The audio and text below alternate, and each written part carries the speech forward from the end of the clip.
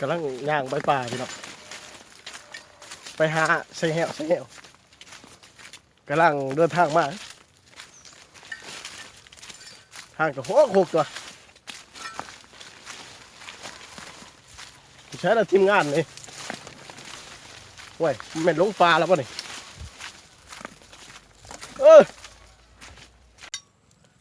ตอนนี้ก็กำลังเริ่มขั้นตอนนะพี่น้องเห็ดแบบธรรมศาสตร์นะครับเครื่องยังมันเลยนี่ขั้นตอนของการเห็ดเหวเนาะแบบปฐมประธานบุห่านบ้านเฮาง่ายสูงหัวไปจ้าเว้ยจำนี้ว่าใครอยู่เนาะจากเขาเห็ดแล้วเนาะพี่น้องเขากับเพียดเป็นแล้วไปเนี่ยเพียดเป็นแล้วเนาะเป็นทางมันเด้นี่ขั้นตอนมันมือนี้ทีมงานเฮากันงานของน้ำสตูดิโอล่าหนูออกล่าหนูมือนี้ก็บ่ได้แต่งเพลงดอกมือนี้ก็ได้ทั้งนักร้องเพิ่นกับกึ้มชีบุญเฮืองกันมาเฮ็ดแห่วมือนี้เนื่องจากว่าผลงานเพลงกับค่ายบ่ค่อยดับค่อยดีปานใดบ่พอได้กินได้อยากก็เลยพากันออกมาเฮ็ดแห่วซั่นตัวบ่ได้กินพี่น้องเลยงั้นอย่าเฮ็ดกล่องคุณตกแตกเด้อเห็ดแบบปฐมประธานเลยเนาะโบราณพี่น้องแบบบุห่านติดตามเบิ่งเพิ่นเฮ็ดได้พี่น้องเด้อผู้ใดก็อยากจักวิธีเฮ็ดแห่วแบบบ้านเฮาก็ติดตามได้ทั้งสองทางบ่เฮาห้องน้ำสตูดิโอไปแล้วก็ถ้าเบิ่งผลงานมาแล้วมื้ออื่นเนาะถือก็บ่ถือก็ว่ากันพุ่นละตอนนี้เฮาก็กำลังเขียนอยู่คิดไปเรื่อยพี่น้องเอ้ยตามภาษาคนบ้านนอกของขมิ้นนั่นล่ะบ่แม่นชาติเมืองดอกชนบทซื่ออยู่กับธรรมศาสตร์หากินกับธรรมศาสตร์เห็ดกับแบบธรรมศาสตร์เลยนี่ยังมีแต่เครือเลยอันธรรมชาติหนูวิตามินชูงมาพี่น้องเลยชูงป่ะอันสำลักเครือข่ายพุ่นล่ะวิตามินเพิ่นก็ได้จะได้เนาะผ่านนั้นกัปตันเนาะโอ้สบายนี่แหละสบายดีพ่อแม่พี่น้องวันนี้เข้ามาเที่ยวส้มติดตามได้ละทุเรียนนี่ล่ะฝากผู้ซอยไลค์กดแชร์เป็นกำลังใจผู้ซอยก็บ่มาเข้าทีมของนำสตูดิโอทีมงานทีมมีผลงานอยู่ดอกผลงานเพลงใหม่ๆอยู่ดอกมีทั้งผลงานเพลงช่วงผลิตทั้งกับหนูวันนี้เศรษฐกิจมันฝืดเครื่องเว้ยหากินนี่แหละภาษา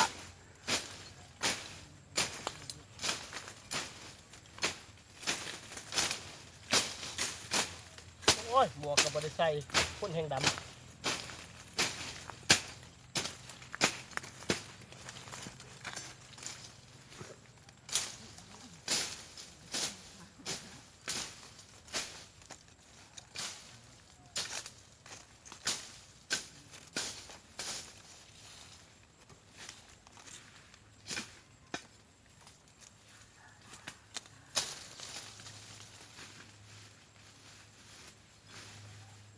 ไปจังซี่แล้วพี่น้องเอ้ย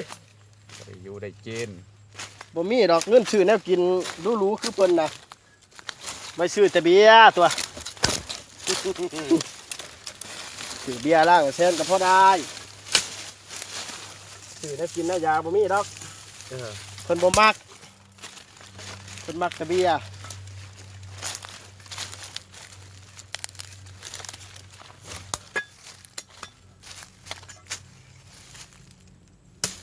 ใกล้แล้วพี่น้องใกล้แล้วติดตามกันไปเรื่อยพี่น้องฝากกดไลค์กดแชร์เด้อติดตามเก็บแบบบ้านเห็นยังก็มาจับใส่เบิร์ดแล้วเลยทันทีกับแถวป่าแถวดอนนี่แหละป่าสวนบอกสวนมันเท่านี่แหละพี่น้องเอ้ยส่วนอะไรก็เป็นบ้านละ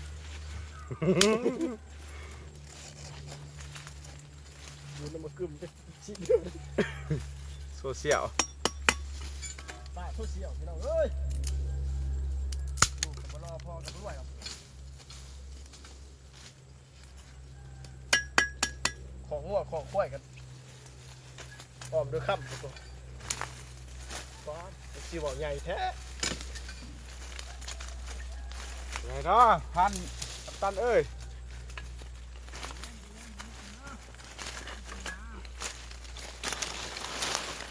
รู้สึกว่า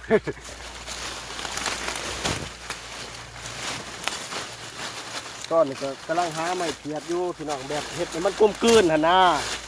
เข้าใจบอกเขาว่ากลมกลืน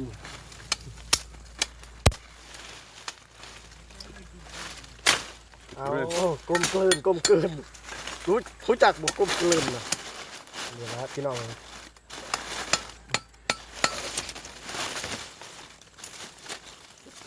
เฮ็ดหัวนี่แหละพี่น้องบ้านๆเฮานี่แหละ แต่ปันบ้านพร อันเฮ็ดแบบนี้อีหยังกระถือบ่ได้พี่น้องเลย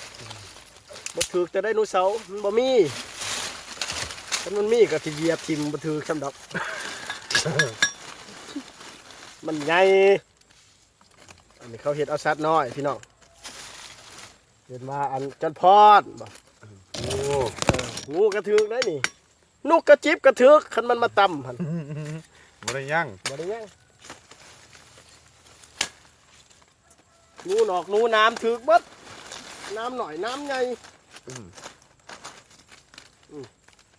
เขากลายข้างมากเขาก็เดี๋ยวเขาเป็นบาป ผู้ใดเองมาจมอยู่ดอนนี่ไหวแล้ว ลองแห้งกับบ่ได้พี่น้องเอ้ยยันเขาว่าพี่บ้า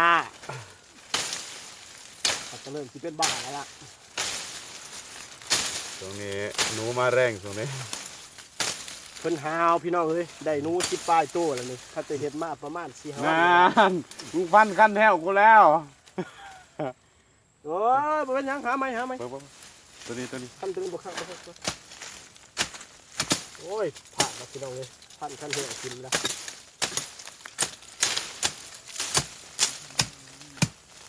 ผ่านเลยพันของคันเหี่ยวกันทิมแล้ว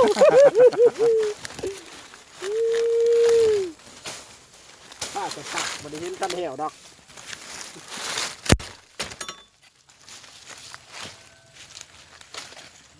ไปถึงวะเข้าไปถึงวะ ไปหั่นแหละ ได้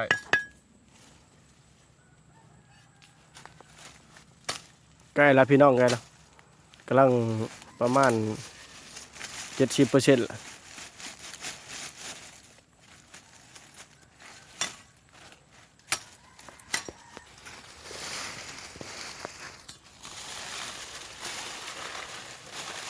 เพียดไปเรื่อยๆพี่น้อง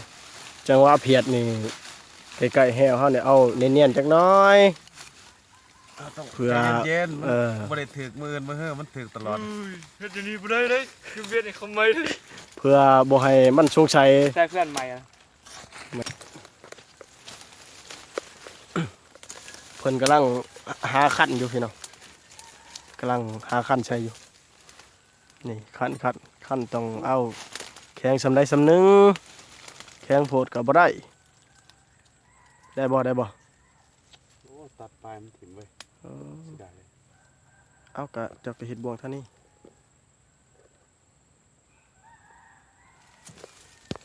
ครับ โอ้ดีคัก ตัดอยู่ กลมกลืน เพื่อนแล้ว เอาต้องใจเย็นๆเห็ดมันคักๆพี่น้องหาหยังล่ะบัดนี้เฮ็ดง่ายๆพี่น้องนี่ตอกลัก2อันนี่ลัก2อันแล้วก็เอาไม้มัดเอาเครื่องมัดนี่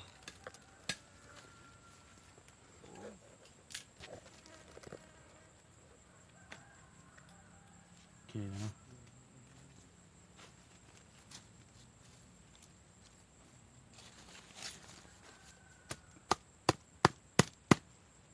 เอาไม้ห้องพี่น้องแล้วก็ตอกไม้กั้นไว้ไว้มันไหล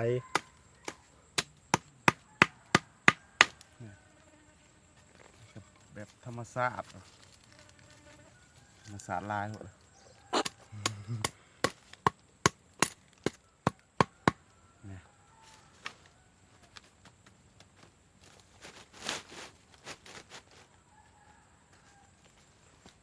ลือกมา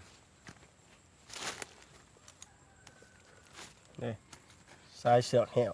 อุปกรณ์ ก่อนเท่ากับผมมีหยังร้ายเนาะลงทุนไป 4,000 กีบเลย 4,000 กีบ แต่ว่า แต่ว่าเสือกพวกเฮาก็อยากใหญ่โพดแล้วพี่น้องมีเสือกน้อยกว่านี้ก็ใส่เสือกน้อยกว่านี้ก็ได้เด้อพี่น้องเด้อง่ายๆนี่ก็ไม้เราอันไม้อันช่างพอกช่างไผ่ไม้บ้านเฮานี่ล่ะ เหมาะเลย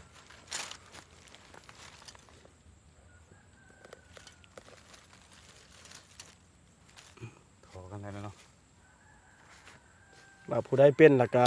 บ่ว่ากันนะพี่น้องเนาะผู้ใดบ่ทันเป็นก็เบิ่งกันไปเรื่อยๆผู้ใดเป็นก็บ่ช่างว่าพวกเฮาเฮ็ดเพื่อความบันเทิง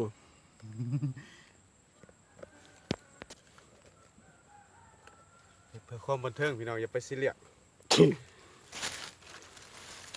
โอ้ย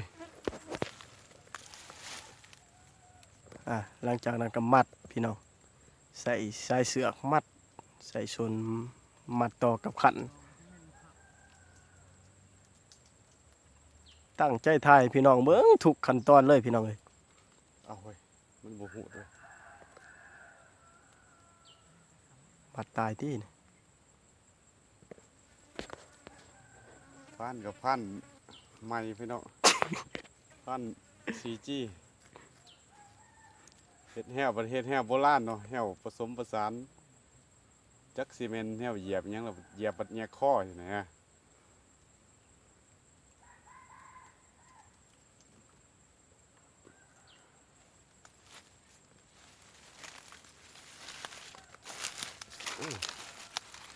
โอ้พระเจ้าจอด คักบ่ โอ้บ่ได้เว้ย บ่ถึงบ่ บ่ได้เว้ย โอ้เสียของหมดไปตัดตัวนั้นเนาะ ก็บ่ตัวน้อยตัวนี้พอดีเป็นเสียงยาวพอดี ยอดเบิ้งตัวนั้นไหม เรียบร้อยทางนี้เรียบร้อย เบิ้งตัวนั้นพี่น้อง โอ้คักลายนี่เพิ่นเฮ็ดอยู่แคมป์น้ำนี่นี่ เบิ้ง คัน เบิ้ง แหวเพิ่น บ่ได้อยู่เวียนเขาไม่ได้ นี่คันแหวเพิ่นนี่โอ้คักนี่ลักษณะแบบนี้พี่น้องเวลาใส่เนาะมามันก็สิเหยียบนี่อย่าไม่ขาวๆนี่ก็ดีดปึ้งแล้วพี่น้อง อย่าไปเย็บเลยเพื่อน เออคัก เหมือนกินนูพุกวะ โอ้กินแท้ นูหน่อยมากินเนาะ โอ้นู่นหน่อยบ่กิน เจ็บแขว นู่ แล้ว นหน่อยกินแล้วโอ้นี่พี่น้องเวลามันไต่ตักมันก็เหยียบตกแงกข้อปั๊บแล้วพี่น้องข้างอยู่นี่โอ้คักหลายนี่บ่ได้ร้องขี้ข้านห่างไม้นายผ่านเพิ่นว่าเพิ่นเมื่อย เบิ้งผลงาน มื้อเบิ่งผลงานพี่น้องคักหลายอันบัดนี้เฮาก็ไปล้างไม้ไปเฮ็ดล้างไม้คักหลายนี่เฮาเพียดไปเลยคักหลายนี่นายผ่านเพิ่น เอ้าเชือก โอ้ตายคักหลายจุดเข้มน้ำเลยพี่น้องเวลามันหนูสิมาอาบน้ำโอ้บ่แม่นหนูมากินน้ำล้างไม้พี่น้อง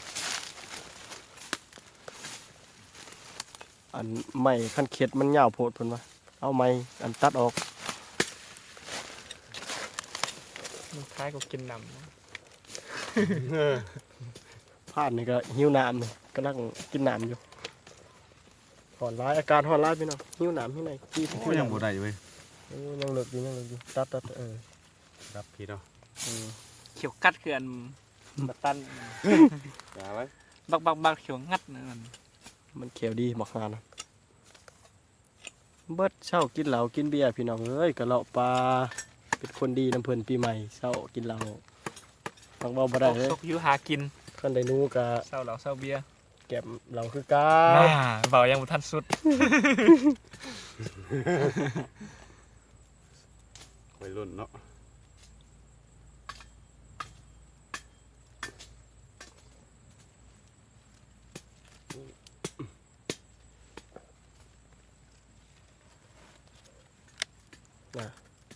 งัดใส่พี่น้อง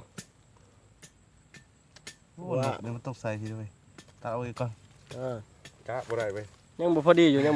ผ่านกับผ่านใหม่นะ ทานไม้พี่น้องฮะกับข้าวปลา ผ่านดมกลิน มันบ่แม่นของแท้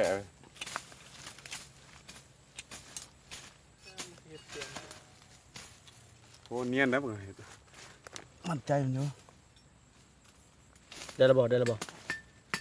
เพื่อนเอาจะตัดนี่เลยคิดว่าตัดกูคิดเอาถึงวะเอาอีกแล้ว ได้บอกได้บอกคักระบอก โอ้ คักบอก ยังบ่ได้อยู่เว้ย ห่างพิษเบื้องไว้ มันสิบ่งไงมึงบ่ทาง อะไรมาเลย คักระบอกคักระบอกนี่เป็นรังที่สองพี่น้องคักลายเพิ่นว่าอันบ่ร้องเพิ่นเบิ่งบ่ ลองวะ ร้องทีนี้เนาะ อันสมมุติว่าหนูแล่นมาสม ตัว มุติ มัน ว่า โน้หน่อยเนาะ เออ ตีนมันสีเหยียบเลยเนาะมันก็ไม่ให้ข้อกันนี่สิเลยเนี่ย เก็บเบิ่งเก็บเบิ่ง ข้อมันสิเนี่ยมันว่าทีนี้มันเหยียบนี่เติบนี่ หัน มันก็ค่าอยู่นี่ โอ้ดีนบ่ได้เลยพี่น้องบ่มีเวลากัดอีกมีแต่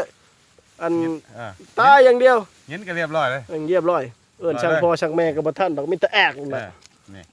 บ่มีอีกว่าสิเซกูดบายกันเด้อบ่มีเว้ยมีแต่กูแจกเลย เสร็จโรยเลย จบพี่น้องไปเฮ็ดอันใหม่ต่ออันผู้ใดบ่ทันเป็นก็ฝากติดตามเด้ออย่าลืมติดตามคลิปหน้ามื้ออื่นเช้าเบิ่งผลงานพวกเฮาทางทีมงานของนำจิโรสิพยายามแหวมื้ออื่นลีนก็จักพันกันแล้วล่ะทั้งแต่กล่องก็ได้เมื่อยแล้วไปเฮ็ดแหวกันบัดนี้มาเด้อเพิ่นสิว่าบ๊ายบาย